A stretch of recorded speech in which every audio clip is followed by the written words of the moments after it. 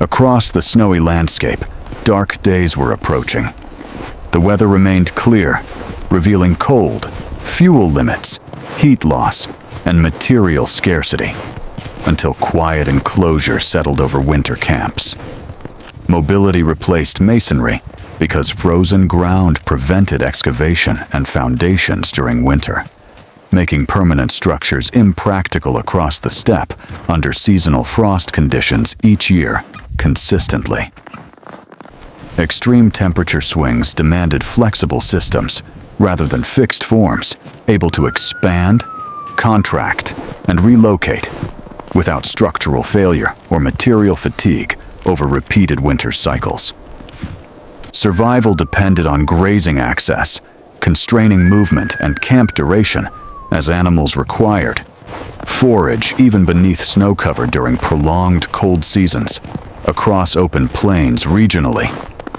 Wind increased convective heat loss, redefining shelter orientation and placement to minimize exposure and reduce continuous energy drain on occupants during winter encampments across flat terrain.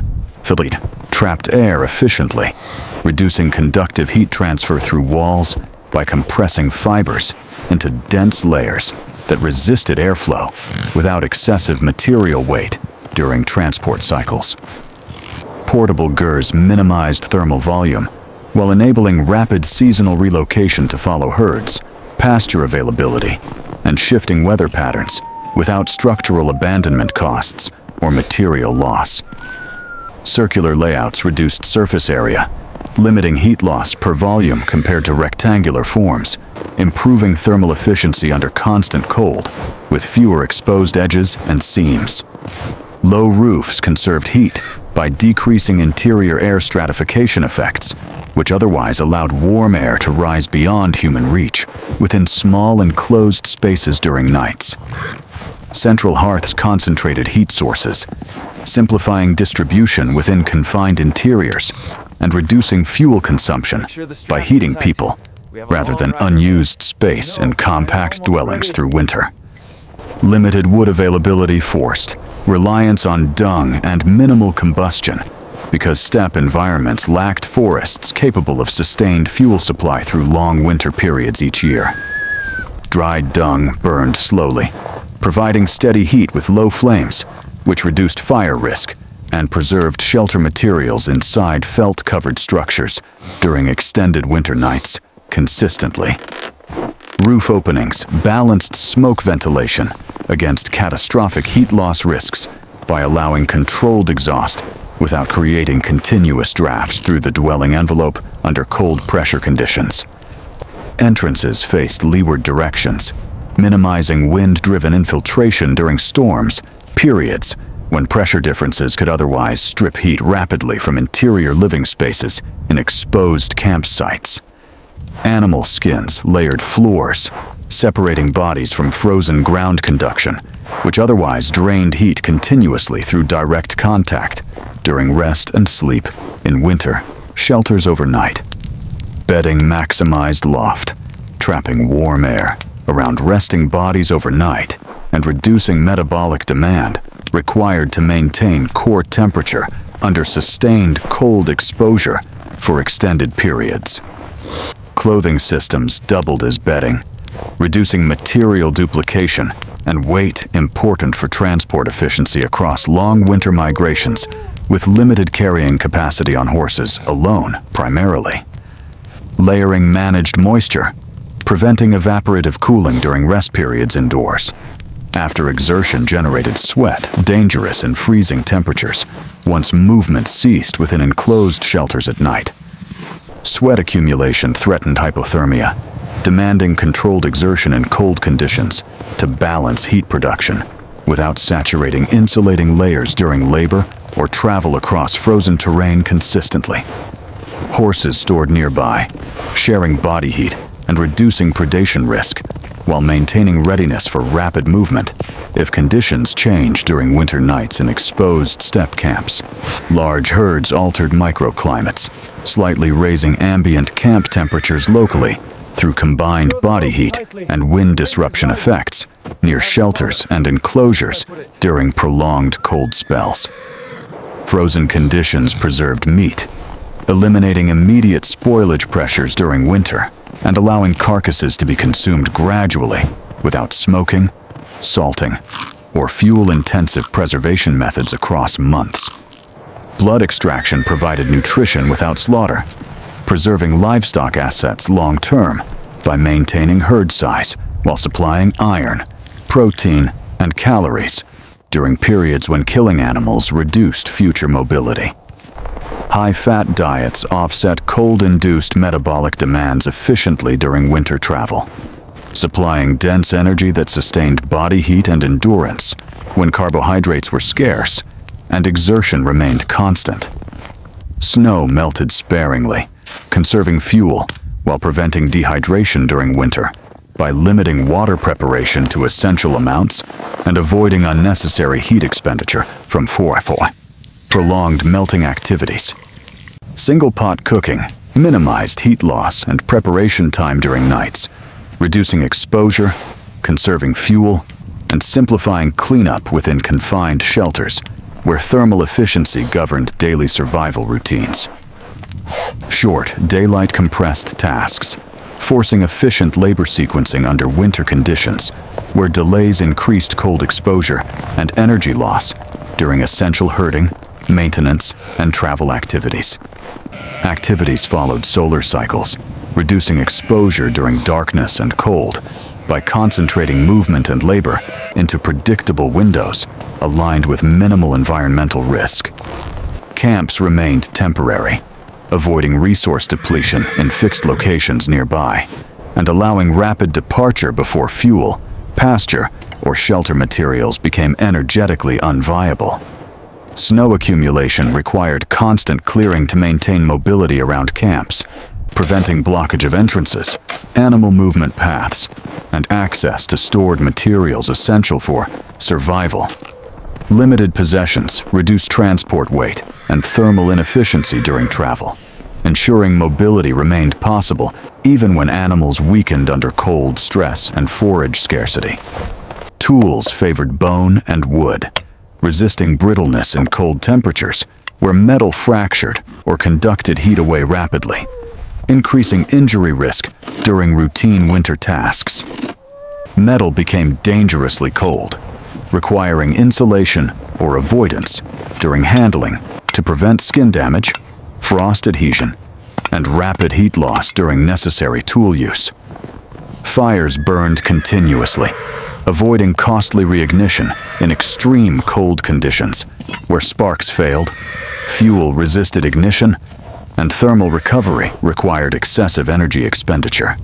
Night hours enforced enclosure, concentrating heat and human activity indoors, while reducing exposure to predators, wind, and temperature extremes across prolonged winter darkness. Close proximity increased warmth, but elevated disease transmission risk marginally, representing a trade-off accepted to maintain survivable temperatures within limited shelter volumes. Limited washing reduced heat loss, but compromised cleanliness during winter, prioritizing thermal conservation over hygiene, when water preparation and exposure carried serious physiological risks. Garments repaired constantly, preventing exposure from small failures under stress, where tears or loosened seams could rapidly lead to heat loss and frost injury. Children remained bundled, relying on adult body heat for survival, as smaller bodies lost warmth faster and required protection within shared bedding arrangements. Elders conserved energy, contributing knowledge rather than labor during winter, when physical exertion carried disproportionate metabolic cost and recovery time. Camps packed quickly, anticipating sudden weather shifts across open steppe, where storms could render locations uninhabitable within hours under changing wind and snowfall patterns. Sky conditions monitored, constantly guiding movement decisions for herd safety across open steppe environments, where sudden storms could endanger animals and riders through exposure and disorientation. Storms halted travel, forcing reliance on stored resources until clearing occurred because visibility collapsed, animals stalled, and wind stripped heat faster than movement could replace safely. Wind chill magnified cold, redefining safe exposure durations for humans by accelerating convective heat loss until skin and lungs failed rapidly under unprotected conditions, outdoors continuously. Animal fat served insulation, food, and waterproofing roles simultaneously daily because lipids resisted freezing, blocked moisture, and delivered dense calories under sustained cold stress conditions reliably. Saddles insulated riders, preventing conductive heat loss during long rides by separating bodies from frozen leather, wood, and metal surfaces across extended winter travel distances repeatedly. Continuous riding generated metabolic heat despite ambient cold conditions outside, allowing circulation, muscle activity, and balance to offset heat loss while maintaining mobility across frozen terrain. Felt-lined boots reduced frostbite risk by insulating extremities during travel, trapping air, limiting conduction, and allowing circulation without rigid soles, cracking under cold stress conditions repeatedly. Mittens conserved heat better than fingered gloves in severe cold because shared airspace reduced surface exposure and limited circulation loss during prolonged outdoor tasks under winter. Face coverings limited moisture, freezing on exposed skin during travel by trapping breath, warming inhaled air, and preventing ice accumulation that damaged tissue under wind exposure. Snow glare impaired vision, demanding adaptive head positioning during riding to maintain horizon awareness, avoid obstacles, and reduce eye strain across reflective winter plains under clear. Landmarks vanished under snow, increasing reliance on memory and stars for orientation. Since terrain flattened, tracks disappeared, and familiar features became indistinguishable across frozen steppe expanses. Celestial awareness aided orientation during prolonged darkness across winter months because stars remained stable, offering reference points when ground cues vanished beneath snow and cloudless skies. Resources shared communally, smoothing individual shortages during extreme winter periods by redistributing meat, fuel, and labor, preventing failure within households facing sudden loss, illness, or storms. Leaders balanced risk, timing moves to preserve herds through winter by reading weather, pasture, and animal condition, choosing routes and camps, minimizing loss while sustaining mobility. Winter discouraged warfare, conserving energy for survival above expansion goals because logistics failed, mobility slowed, and casualties became unrecoverable under cold scarcity conditions across vast distances. Trade diminished, increasing self-reliance during isolation across winter landscapes annually as routes closed, animals weakened, and surplus vanished, forcing households to depend solely on stored provisions. Monotony imposed discipline, reinforcing routine over spontaneity during long winters, where predictability reduced error, conserved energy, and maintained morale under unchanging conditions of darkness, cold, confinement. Snow absorbed sound, altering awareness of approaching threats nearby camps by dampening footsteps, hooves, and voices, forcing increased vigilance and visual scanning under low visibility conditions. Wolves followed herds, exploiting winter vulnerability along migratory routes continually. As prey weakened, snow slowed, and darkness concealed approach, increasing pressure on livestock and guards alike. Night watches rotated, balancing vigilance with rest during extended darkness to prevent exhaustion, maintain alertness, and ensure response capability against predators, storms, or sudden emergencies overnight. Sudden injuries threatened survival due to limited treatment options available during winter travel, where fractures, infections, or exposure escalated into fatal outcomes without immobilization or recovery.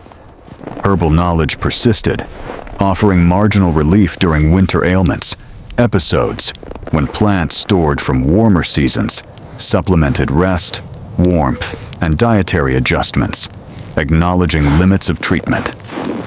Death remained present, shaping cautious decision-making throughout winter movements, always as risk calculations favored conservation, avoidance, and restraint over speed, ambition, or unnecessary exposure to chance. Survival practices taught orally, refined through repetition across generations continually, because literacy mattered less than embodied memory, habit, and demonstration, repeated under identical seasonal pressures annually. Systems aligned with climate rather than opposing it for survival by minimizing resistance, reducing energy waste, and accepting limits imposed by cold, wind, scarcity, and distance. No structure assumed longevity, minimizing loss from abandonment during migration, as dwellings designed for reuse, portability, and replacement avoided emotional or material investment, exceeding environmental certainty. Vast distances diluted pressure on localized resources across open steppe, allowing grazing recovery and dispersal of impact that prevented collapse of pasture systems under winter use. Multiple solutions addressed single problems, ensuring resilience under variable conditions by overlapping insulation, fuel, mobility, and social strategies that absorbed failure without immediate systemic breakdown occurring. Energy expenditure constantly evaluated against caloric intake during winter travel, because imbalance meant weakness, slowed movement, animal loss, or death long before shelter or aid arrived. All adaptations formed coherent systems, not isolated tricks for survival where shelter, mobility, diet, and behavior interacted continuously, producing stability only while each component remained intact.